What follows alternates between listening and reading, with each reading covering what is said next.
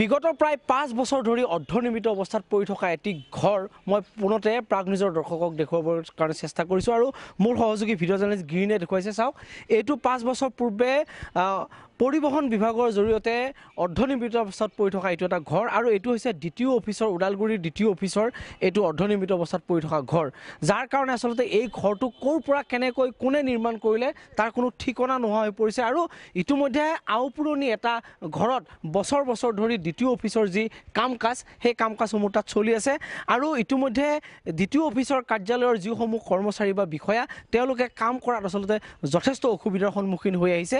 কিন্তু এই ঘৰটো বিগত 5 বছৰ ধৰি এনেকৈ অৰ্ধনিৰ্মিত অৱস্থাত কোনোবা অনামী ঠিকাদাৰে আচলতে ইয়াত পেলাই থৈ গুচি গ'ল, যাৰ বাবে আচলতে এই ঘৰটো কেনেকৈ কোনে আবণ্টন কৰিছিল তাৰ কোনো আচলতে সুসূত্ৰ এই মুহূৰ্তত নাই বুলি ক'ব লাগিব।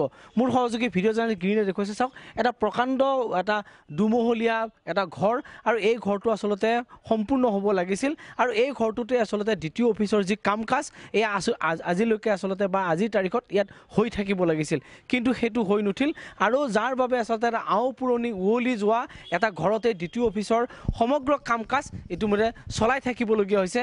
মোৰ লগত দ্বিতীয় সহ ইয়াৰ যিগৰাকী অন্যান্য কেইবাগৰাকী বিষয়া আছে, মই দ্বিতীয়ৰ পৰা প্ৰথমতে মই ইয়াৰ প্ৰতিক্ৰিয়া কিছু জানিবৰ কাৰণে চেষ্টা কৰিম। মোৰ লগত দ্বিতীয় আছে এই মুহূৰ্তত। ছাৰ, কি ক'ব, আপোনালোকে এটা আওপুৰণি ঘৰত বহু অসুবিধাৰ মাজত আপোনালোকে কাম কৰি থাকিবলগীয়া হৈছে, তাৰ বিপৰীতে আজি 5 বছৰ পূৰ্বে অৰ্ধনিৰ্মিত অৱস্থাত পেলাই থৈ গ'ল এই ঘৰটো। ইতিমধ্যে আপোনালোকে কিছু সময় পূৰ্বে আমাৰ আজিৰ পথ সুৰক্ষা মাহ উদযাপনৰ যি আমাৰ পতাকা উত্তোলন কাৰ্যসূচীৰ শুভাৰম্ভ কাৰ্যসূচীত আমি উপস্থিত থাকোঁতে আপোনালোকে আমাৰ পুৰণি বা এতিয়া চলি যিটো দ্বিতীয় অফিচ যিটো বিল্ডিঙত মানে আছাম টাইপ ঘৰত চলি আছে তাৰ অৱস্থা দেখিছে আপোনালোকে। আপুনি শব্দকেইটা ব্যৱহাৰে কৰিছে। আৰু পুৰণি ধ্বংসস্তূপত পৰিণত হোৱা এটা মানে অসম টাইপৰ ঘৰত অফিচটো আমি কি অৱস্থাত চলাই আছোঁ সেয়া বৰ্ণনা আমি কৰিব নোৱাৰোঁ। আপোনালোকে নিজে প্ৰত্যক্ষ কৰিছে। কি কাৰণত এই ঘৰটো এনে আধৰুৱা অৱস্থাত আছে সেই বিষয়ত মই সম্পূৰ্ণ অৱগত নহয়, যদিও মই অফিচৰ বিষয়ববীয়া আমাৰ কৰ্মচাৰীসকলক মই সুধিছিলোঁ এই বিষয়টো তেওঁলোকে কিবা জানে নেকি। তেওঁলোকে কৈছিলে যে আমি মুঠেও অৱগত নহয় বিষয়টোক লৈ, কিন্তু এটা কথা জানো যে আমি এটা আমাৰ ওচৰতে এটা বিল্ডিং এনেকুৱা আধৰুৱা অৱস্থাত আজি প্ৰায় 5-6 বছৰ পুৰণি অৱস্থাত বস্তুটো আধৰুৱা অৱস্থাত আছে। কিয় আধৰুৱা হৈছে তেওঁলোকে নাজানে। মই উত্তৰত খবৰ কৰি বিষয়টো মই ক'তো কোনো তথ্য উদ্ধাৰ কৰিব নোৱাৰিলোঁ। কিন্তু যোৱা 6 জানুৱাৰী তাৰিখে কোকৰাঝাৰত আমাৰ পৰিবহণ বিভাগৰ সচিব মহোদয়ে এখন সভাৰ আহ্বান কৰিছিল আমাৰ BTAD 4খন ডিষ্ট্ৰিক্টৰ দ্বিতীয়সকলক লৈ।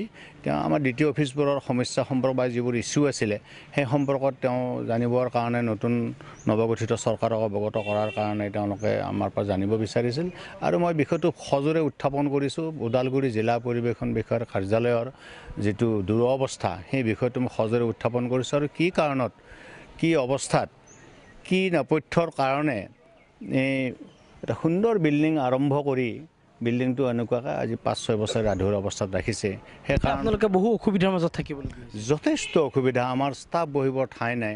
আপোনালোকে আজি দ্বিতীয় বহা চেম্বাৰটোত এজন দৰ্শনাৰ্থীক দৰ্শন দিবৰ কাৰণে বা আমি সাধাৰণতে আমি কৰোঁ কি ড্ৰাইভিং লাইচেঞ্চৰ কাৰণে যিবোৰে এপ্লাই কৰে আমি দ্বিতীয়সকলে প্ৰায়ে আমি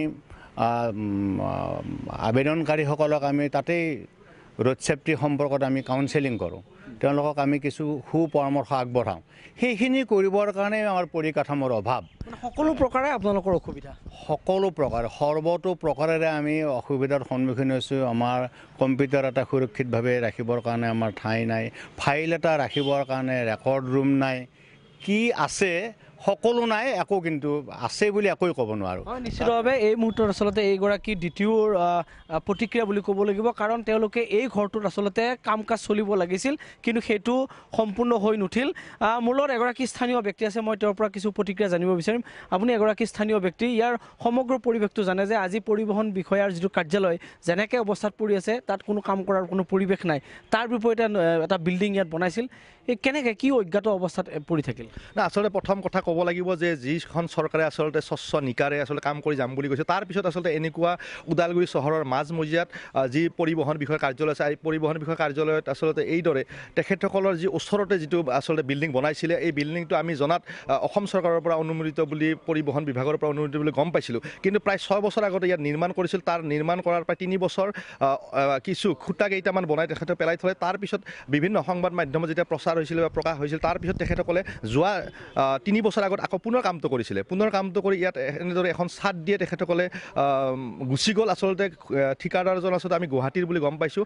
আৰু বিভিন্ন সময়ত আমি ওদালগুৰিৰ স্থানীয় ব্যক্তি হিচাপে আমি বিভিন্ন সময়ত বিভিন্নজনৰ আমি পৰা গম পাইছিলোঁ বা আমি দ্বিতীয় বিষয়াসকলক দ্বিতীয় কাৰ্যালয়ত আহি পৰিবহণ বিভাগৰ লগত আমি আলোচনা কৰিছিলোঁ। কিন্তু এই বিল্ডিংটো আচলতে কোনে বনাইছে, ক'ৰ পৰা আবণ্টন হৈছে, কেনেকৈ হৈছে, কোনোৱে কথা নাজানে। এই এটা আচৰিত কথা। এটা সন্দেহ হয় যে ইয়াৰ পইচাটো আচলতে কোনোবাই ওলাই খাই দিলে, এনেকুৱা ধৰণৰ কথা হ'ব পাৰে নেকি? হ'ব পাৰে। এইটো কোনোবা হয়তো আত্মহত্যা কৰিছে, নহ'লে তাৰ নথি পত্ৰ আচলতে কিয় নাথাকিব। আমি বিভিন্ন সময়ত ইয়াৰ আগত লহকৰ উপাধিধাৰী এগৰাকী দ্বিতীয় আছিলে, পৰিবহণ বিষয়া আছিলে, তেখেতক আমি সুধিছিলোঁ। তেখেতে আমাৰ সন্মুখতে তেখেতে গুৱাহাটীৰ কাৰ্যালয়ত পৰিবহণ কাৰ্যালয়ত ফোন কৰিছিলে, কিন্তু কোনো ধৰণৰ আজিলৈকে তথ্য উলিয়াব নোৱাৰিলে। আজি 6 বছৰ যদি এটা ঘৰ ইয়াত নিৰ্মাণ হৈছিলে, আচলতে এই ঘৰটো কোনে বনাইছিলে, কিয় বনাইছিল, তাৰ এখন তথ্য সেই কাৰ্যালয়ত আচলতে আহিব লাগিছিলে।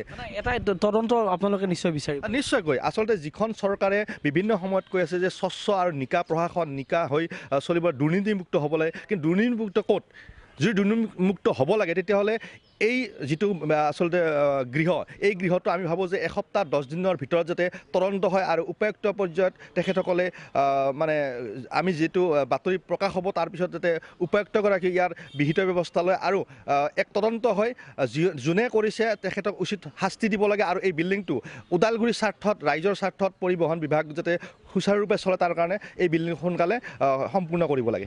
নিশ্চিতভাৱে এয়াই এই মুহূৰ্তৰ প্ৰতিক্ৰিয়া স্থানীয় ৰাইজৰ। আৰু আচলতে এই ঘৰটো আচলতে অজ্ঞাত কাৰণত, আৰু কোনে কৰিছে মই পূৰ্বতে উল্লেখ কৰিছোঁ যে কোনে কেনেকৈ পেলাই থৈ গ'ল তাৰ কোনো ঠিকনা নাই।